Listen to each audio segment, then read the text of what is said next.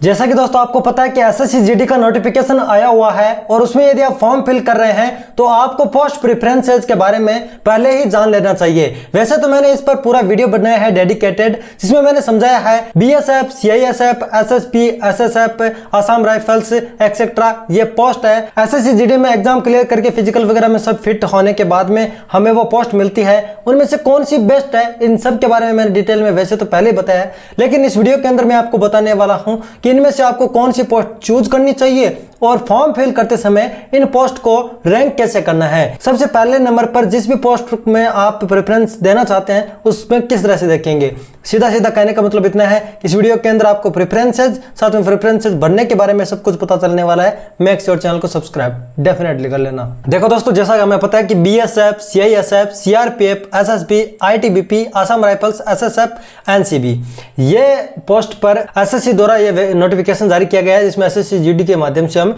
इसमें लग सकते हैं। टोटल पोस्ट है 40,481 और आप मेल फीमेल को कैटेगराइज करके देख सकते हैं, साथ में अपनी कास्ट के हिसाब से देख सकते हैं कि कितने पद इनके अंदर है। ये सारी बेसिक डिटेल है, आपको पता है। आपको मैं बता देता हूं इनमें शॉर्ट में, पहले तो मैं बता देता हूं कि इनका क्या क्या काम होता है, फिर मैं आपको बताऊंगा कि इन पोस्ट को फॉर्म भरते समय हम किस तरह से प्रेफरेंसेस दे सकते हैं, यानी जिसको भी आप 1 नंबर, 2 नंबर, 3 नंबर देना चाहते हैं वो इसको कैसे दे सकते हैं। यदि आपको इन सब के काम के बारे में सब कुछ पता है, फिर हमारा पहला वाला वीडियो आपने देख रखा है, तो आप इस वीडियो के अंदर नीचे आपको टाइम स्टेप मिल जाएगा जिसमें आप सीधा जंप कर सकते हैं, जिसमें फॉर्म भरने की डिटेल बता रखी है मैंने। ठीक है, तो बीएसएफ है, आपको पता है बॉर्डर सिक्योरिटी फोर्स होता है। पाकिस्तान के और भारत के जो बॉर्डर लगता है उसमें इनकी काम होती है, रिस्क काफ़ी ज़्यादा होता है इस पोस्ट पर यदि आपको काम मिलता है तो। सीआईएसएफ है, वो मेट्रो स्टेशन और यहाँ पर हम मान सकते हैं एयरपोर्ट वगैरह के अंदर है, वो ड्यूटी करते हैं। इनकी जॉब एकदम सेफ होती है, सिक्योर होती है, वैसे आप मान सकते हैं रिस्क बहुत कम होता है। बाकी सिक्योरिटी का काम सभी फौजी को करना ही पड़ता है। सीआरपीएफ की बात करते हैं, सीआरपीएफ है वो नॉर्मल पुलिस के साथ है, वो एज एन क्या बोल सकते हैं एक्स्ट्रा पुलिस के तौर पर काम करती है, यानी कि ये नॉर्मल पुलिस होती है जो अलग अलग राज्य के अंदर, अलग अलग स्टेट के अंदर जो निर्धारित की गई है, जिनका काम होता है। वहीं एक्स्ट्रा पुलिस की जरूरत पड़ जाए तो सीआरपीएफ को काम में लिया जाता है। तो सीआरपीएफ है वो सामान्य पुलिस के साथ मिलकर काम करते हैं, तो इनमें भी रिस्क काफ़ी ज़्यादा होता है, क्योंकि जब कोई मामला उनसे हैंडल नहीं होता तब इनको काम में लिया जाता है।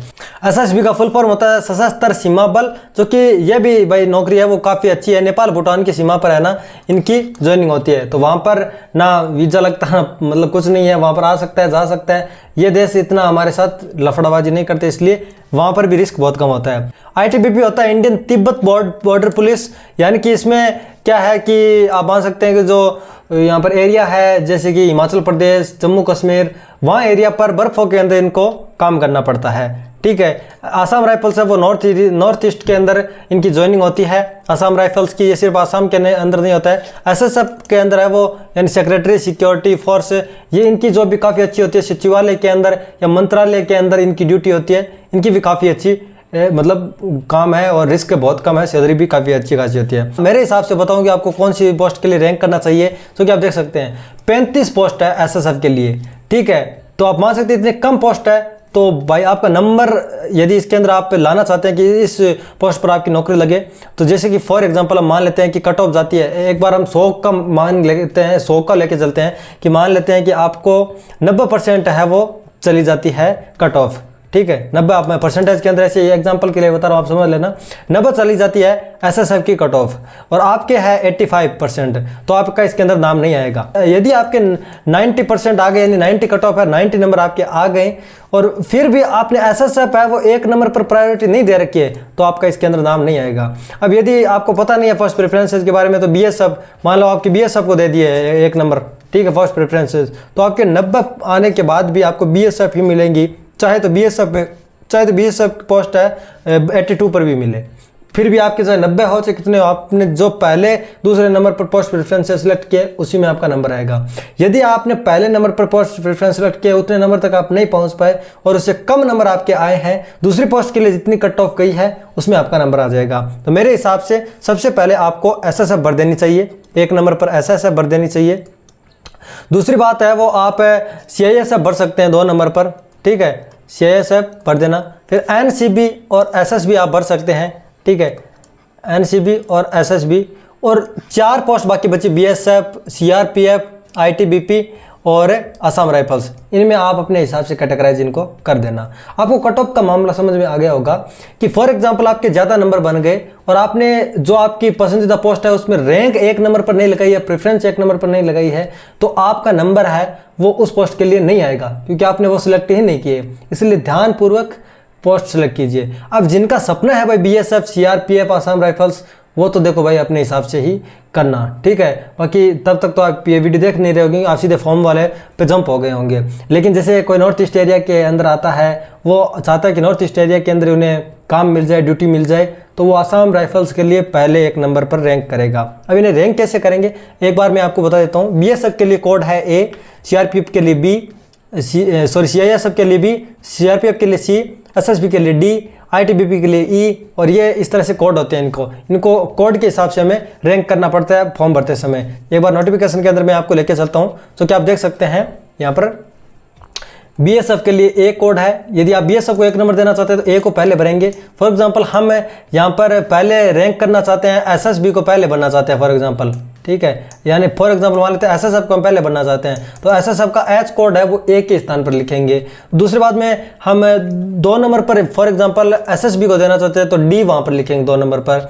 और CISF को हम 3 नंबर पर रैंक करना चाहते हैं, यानी कि यदि इन दोनों के अंदर ही हमारी बारी नहीं आए तो CISF के अंदर आ जाए तो उन्हें B रैंक करेंगे, ठीक है। तो चलिए मैं आपको फॉर्म भर के बताता हूं, इसमें किस तरह से इन पोस्ट की प्रेफरेंसेस भरनी है डिटेल के साथ बताता हूं। जैसा कि दोस्तों आपको पता है कि फॉर्म भरने के लिए SSC की वेबसाइट पर हमें चले जाना है, ठीक है। SSC का ssc.gov.in ये पोर्टल हम खोल लेते हैं। इसमें आपने सबसे पहले OTR करनी पड़ती है, और फॉर्म भरने के बारे में आपको पूरे डिटेल के साथ वीडियो देखना है तो उस पर मैंने वीडियो बना दिया है, जिसका लिंक आपको इस वीडियो की डिस्क्रिप्शन और आई बटन और एंड स्क्रीन पर मिल जाएगा, आप वो वीडियो देख सकते हैं, ठीक है। जिसके अंदर मैंने OTR करना सिखाया है। फॉर्म भरने से पहले OTR करना पड़ता है, और फिर कोई SSC की अन्य वैकेंसी के अंदर आप फॉर्म भरना चाहते हैं तो OTR दोबारा नहीं किया जाएगा, और मतलब फॉर्म है वो आप OTR के माध्यम से आपकी डिटेल है वो फेच कर ली जाएगी और भर सकते हैं डिटेल। वो आसान हो जाता है काम, एक बार ये SSC पोर्टल है वो कराता है।